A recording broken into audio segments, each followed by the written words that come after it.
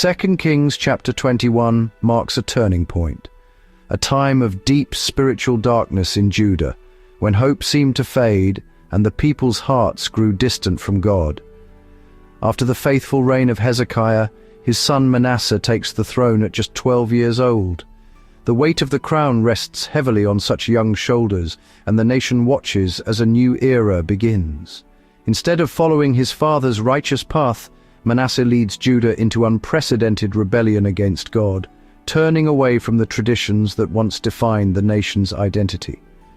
He reigns for 55 years, using his long rule to undo all of Hezekiah's reforms. Over decades, the spiritual decay seeps deeper, leaving scars on the land and its people. Manasseh actively promotes idolatry, rebuilding pagan shrines and inviting foreign gods into Jerusalem. He encourages practices that had once been banished, making them central to daily life. His leadership plunges the nation into spiritual corruption, erasing the memory of faithfulness. The people, once devoted, now drift further from their heritage and from God. An entire generation grows up knowing only his state-sponsored idolatry, never experiencing the devotion or worship of their ancestors. The chapter stands as a warning. One leader's choices can steer a nation into darkness, affecting countless lives and shaping the future for years to come.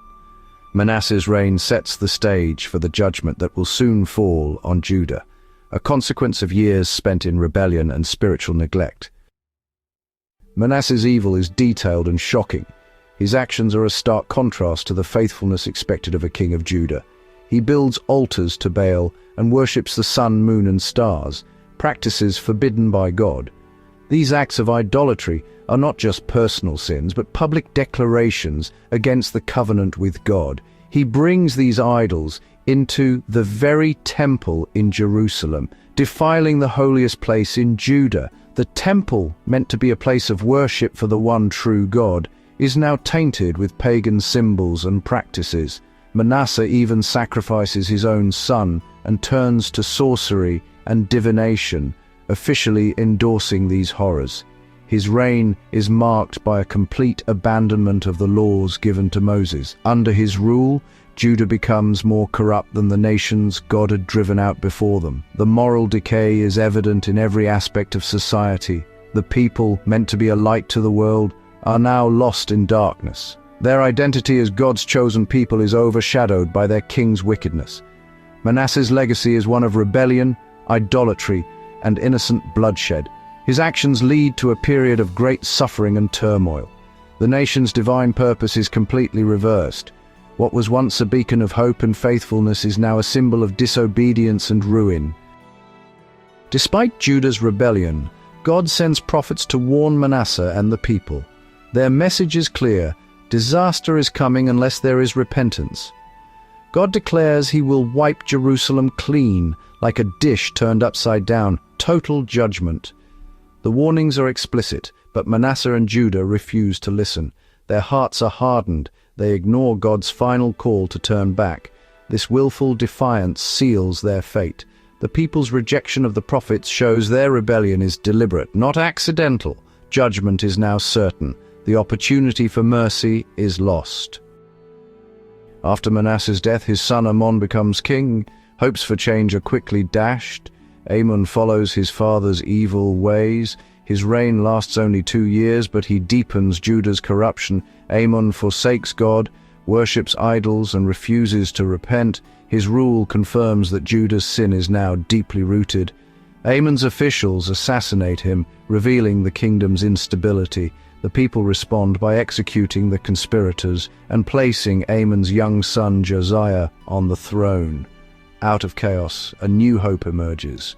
The stage is set for a different kind of king. Amid the darkness of Manasseh and Amon, when the people of Judah wandered far from God, hope seemed almost lost. The city's streets echoed with uncertainty, and the weight of their leaders' failures pressed heavily on every heart. 2 Kings 21 points to a deeper need, a perfect king and a true savior, someone who could do what no earthly ruler ever could. The empty throne stands as a symbol of longing for a leader who would never fail or abandon his people. The failure of these kings highlights humanity's need for redemption, a longing that echoes through every generation. Their struggles remind us that no human effort can fully restore what was lost. Manasseh's shedding of innocent blood foreshadows the ultimate innocent sacrifice, Jesus Christ, whose death would bring true atonement. The rituals of old pointed forward to a greater hope yet to come. Where Manasseh brought judgment, Jesus brings forgiveness and a new beginning. Through him, the gates of mercy are opened wide, inviting all to return. The chapter warns of sin's consequences, but also points to God's faithfulness and the promise of salvation. Even in judgment, God's love and purpose remain.